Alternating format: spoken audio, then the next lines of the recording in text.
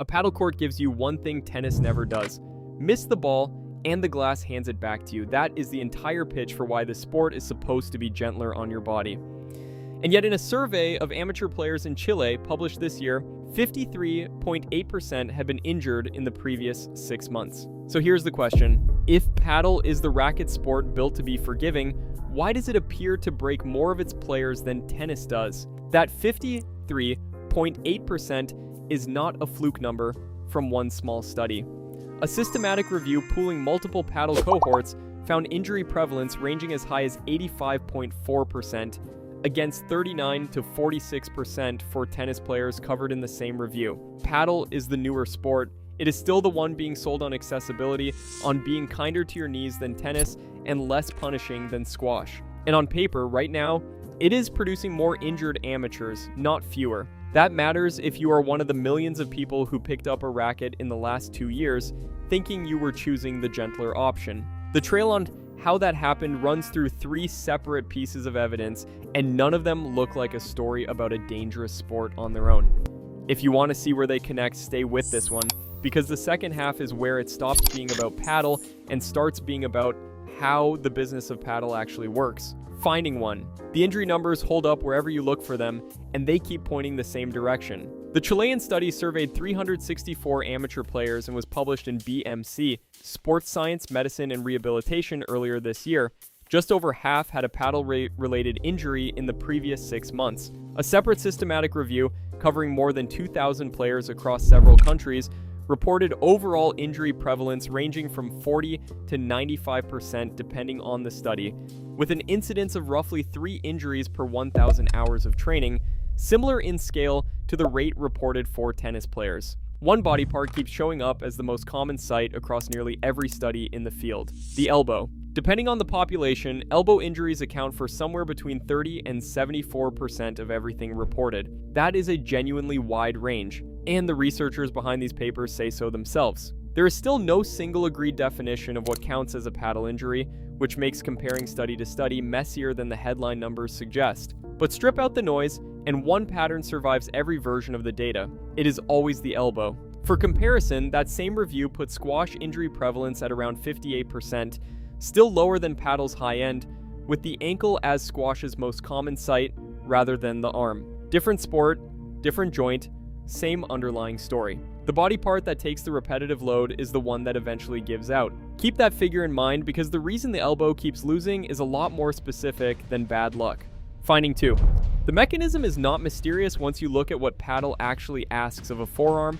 A study of 950 amateur players published in the International Journal of Environmental Research and Public Health identified the risk factors directly. A racket heavier than 350 grams, more than 6 hours of practice a week, and fewer than 5 years of experience on court. Here's the detail that explains the rest. Paddle rackets have no strings. A tennis string bed flexes on contact and absorbs some of that shock before it ever reaches your arm.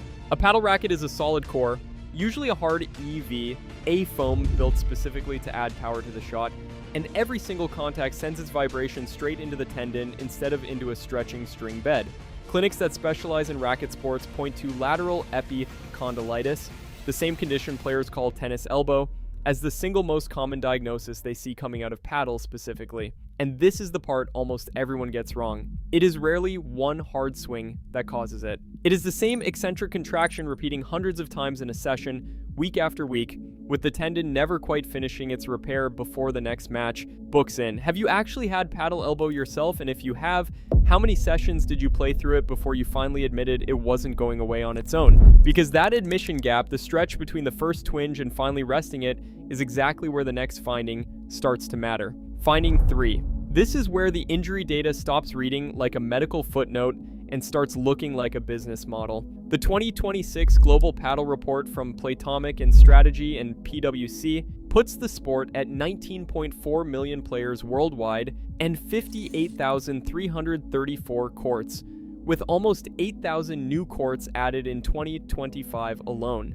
The same report spells out what separates a good club from a great one in this next phase of the sport's growth. And the metric it names is retention, keeping a member from ever wanting to walk away. 9 out of 10 high-performance clubs surveyed for the report now build around a holistic model: saunas, recovery lounges, food, scheduled social nights, all engineered to keep members at the venue and, by extension, back on the court more often. Meanwhile, the paddle equipment market has grown at a 34% compound rate every year since 2019, and that growth is overwhelmingly driven by rackets marketed on power, which, as Finding 2 just showed, means harder cores, which means more vibration going straight into your arm on every shot you hit with them. An industry whose central success metric is how often you come back is sitting directly upstream of an injury mechanism that the research says is caused by exactly that, coming back too often, too soon, on a piece of equipment engineered to hit harder rather than softer.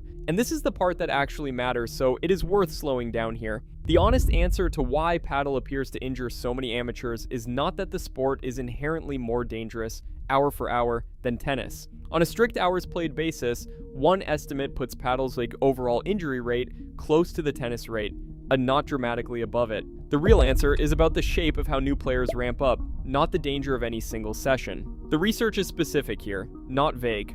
A rapid jump in playing frequency, going from once a week to 2 or 3 times a week inside a short stretch, is repeatedly flagged as a direct trigger for injury. Fewer than 5 years of experience is its own independent risk factor, regardless of how often someone plays. And in the Chilean data, elbow and wrist injuries were overwhelmingly gradual in onset, upward of 80% of cases, which means the tendon was sending warning signals for weeks before anyone was willing to call it an injury out loud. So paddle is not dangerous because the ball comes back off the glass for a second chance. It is dangerous because that second chance, combined with a doubles format built for constant conversation and quick wins, combined with a club industry explicitly optimizing to keep you there longer, all push in the same direction. They push the one variable the research actually links to injury, playing frequency, to climb faster than a forearm tendon can adapt to it. Nobody designed paddle to hurt anyone. Nobody really needed to. The incentives on offer all point the same way without any single person intending it. So here is the actual question worth sitting with, and not one to answer straight away. Is a sport still the safer choice if the thing that makes it easy to love is the same thing that makes it easy to overdo? Hold that one, because the answer changes depending on whether you are the player or the club counting your visits. So what does this actually mean if you are watching this as a checklist rather than a headline? Start with your own number. If you have gone from playing once a week to 2 or 3 times in the last month or so, you match the exact pattern the injury studies call out by name. And it is worth easing into that volume over several weeks rather than jumping straight in because the group chat has a spot open. Next, take the elbow seriously the first time it aches after a session, not the 5th. Gradual onset means the mild ache now is the early version of the injury later, and a couple of days of rest at the first twinge is far cheaper than 8 weeks off court after it becomes tendinopathy. If you already play often, it is worth checking your racket's core material specifically. A softer core transmits noticeably less vibration into the arm, and that is a real, measurable equipment difference rather than a marketing line. And none of this is something to self-diagnose from a video. If forearm or elbow pain is still there after a week, that is genuinely worth raising with a physiotherapist rather than just playing through it and hoping it settles on its own. There are 2 smaller checks worth doing while you are at it.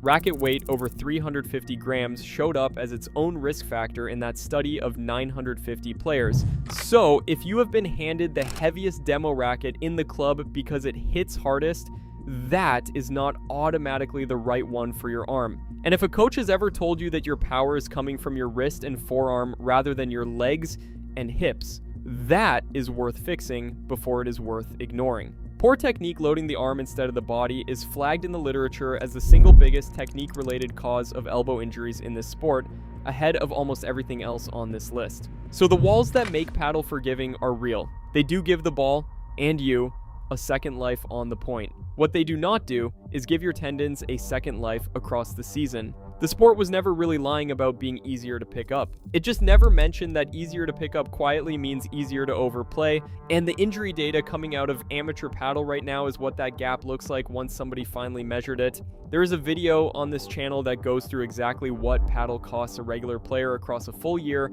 court time, gear, lessons, everything, and it makes a fitting companion piece to this one if you want the complete picture, money, and body, both, of what this sport quietly asks of you in exchange for how good it feels to play.